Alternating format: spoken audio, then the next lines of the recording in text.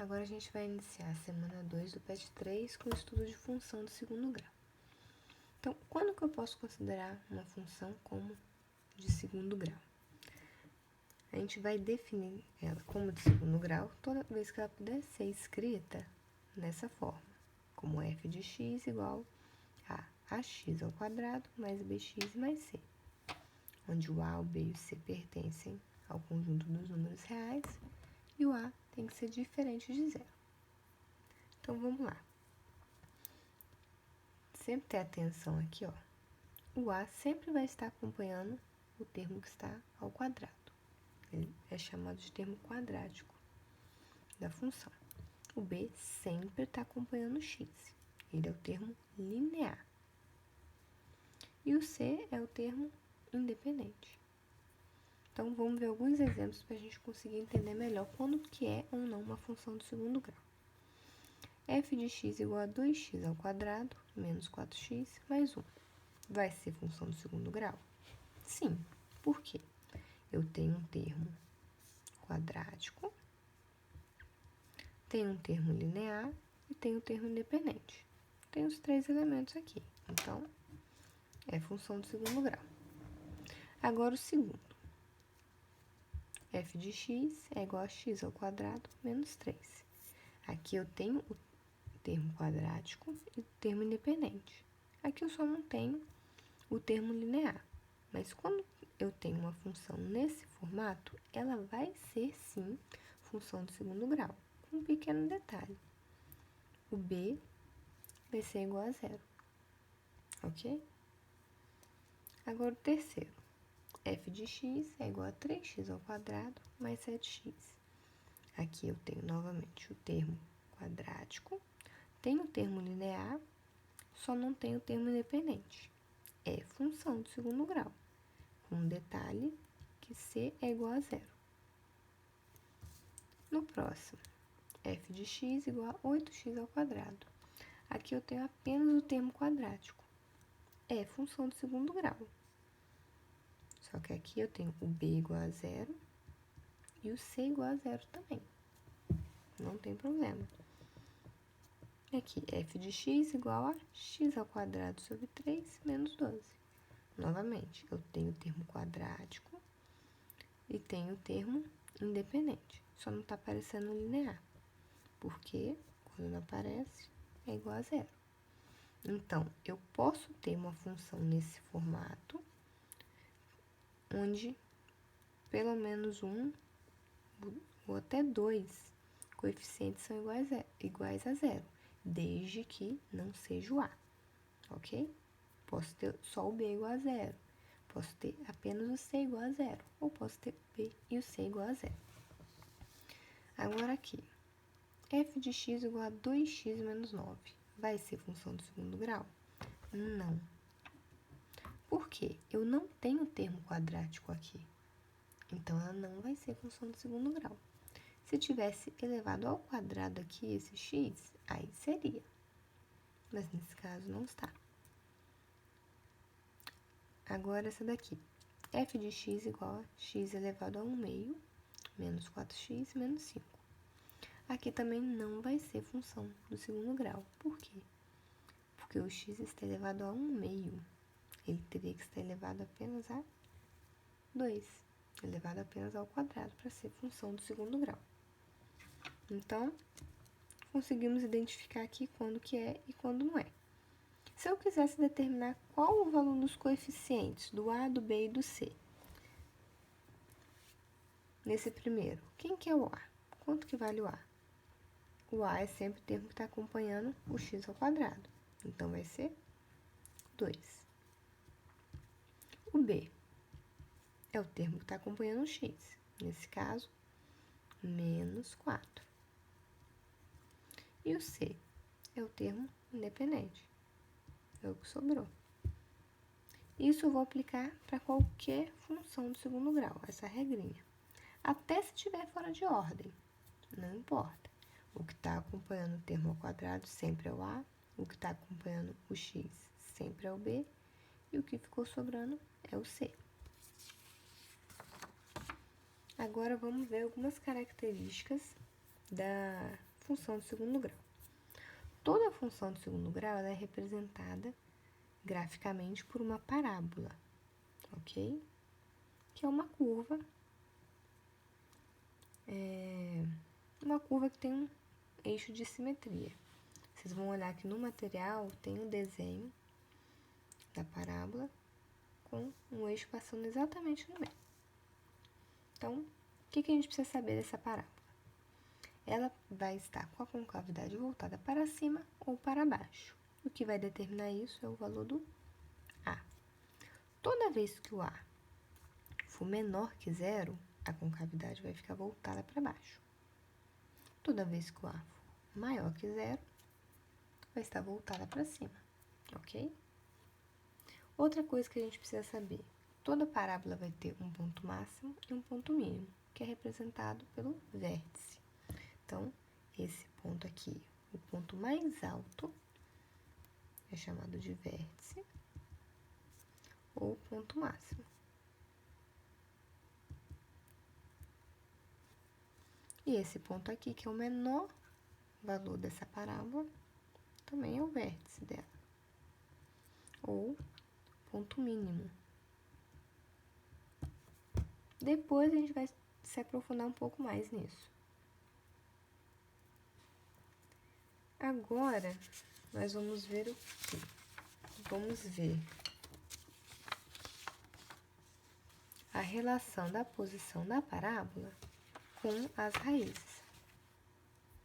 Toda vez que a parábola está passando pelo eixo X em 2 pontos, é porque ela tem duas soluções, nesses dois casos. Se tem duas soluções, significa o quê? Que o delta foi maior que zero. A gente vai voltar a usar a fórmula do delta e do x para calcular as raízes. Então, delta é maior que zero, a gente vai ter duas soluções e a parábola vai estar passando em 2 pontos no eixo x. Quando delta é igual a zero, a parábola vai estar encostando em apenas um ponto no eixo x. Ok? E se o valor do delta for menor que zero, ela não vai encostar no eixo x. É como se ela estivesse assim, voando.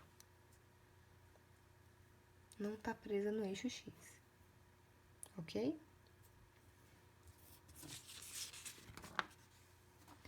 Agora a gente vai dar uma olhada em outro ponto importante. Como que a gente descobre o ponto de interseção do gráfico da parábola com o eixo x, o eixo y? Ó, vamos observar aqui, ó. Todos os desenhos eu coloquei a parábola passando pelo eixo y. Sempre vai passar. Como que eu vou descobrir o valor desse ponto? Eu vou ter que substituir aqui nessa expressão, na expressão da função, o x igual a zero. Sempre. Quero descobrir o ponto de interseção com o eixo y, vou substituir no lugar do x o zero. Então, como que eu vou fazer? Vou calcular o f de zero. Então, como que vai ficar? X ao quadrado vai ficar 0 ao quadrado menos 4 vezes 0 mais 5.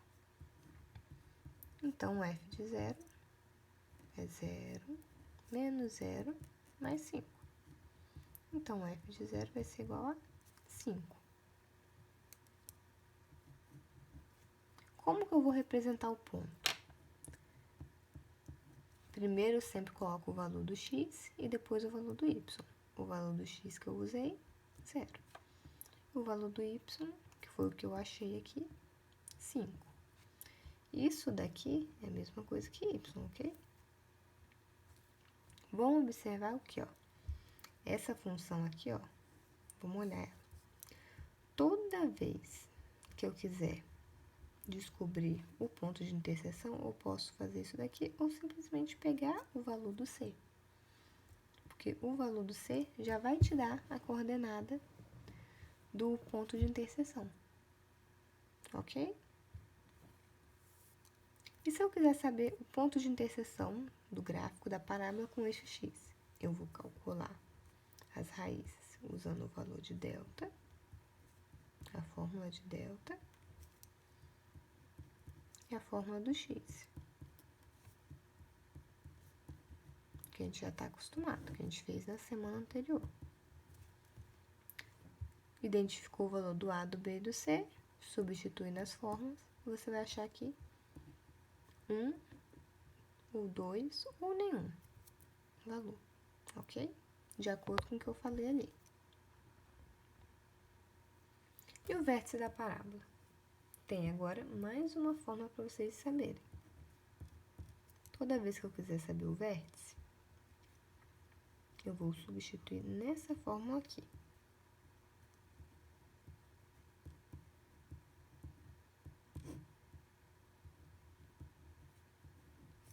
Essa primeira parte, o menos b sobre 2a, representa o x do vértice, a coordenada x. E esse pedaço aqui representa o y do vértice, ok? Então, só substituir valor e resolver as contas. Pode resolver cada um separado e depois colocar entre parênteses. Não pode esquecer que sempre tem que estar assim, nesse formato. O V de vértice e entre parênteses os pontos separados por uma vírgula. Agora, o que a gente vai ver?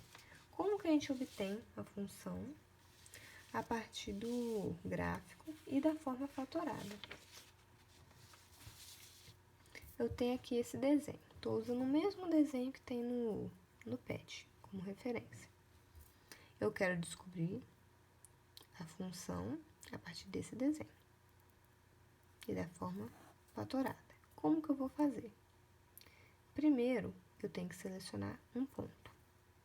No caso, já até deixei marcado aqui. Vou usar esse ponto como referência. E vou substituir ele aqui. Além disso, o que eu vou fazer?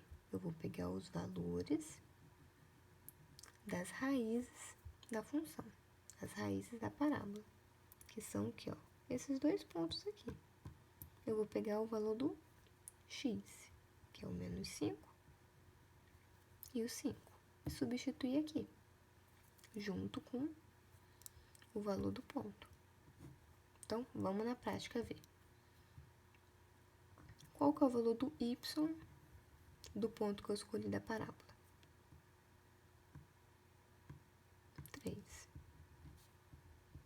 O A é o que eu vou descobrir. O x, qual que é o valor do x daquele ponto? 4. Qual que é o valor da primeira raiz? Menos 5. O valor do x, novamente, 4.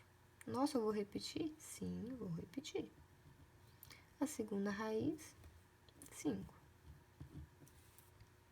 Agora é só fazer conta. Vou repetir o 3, que por enquanto não tem nada para eu fazer com ele. Repito o A, que é o que eu quero descobrir. Agora aqui, ó, 4 menos 5. Esses dois menos vão virar um mais. 4 mais 5, 9.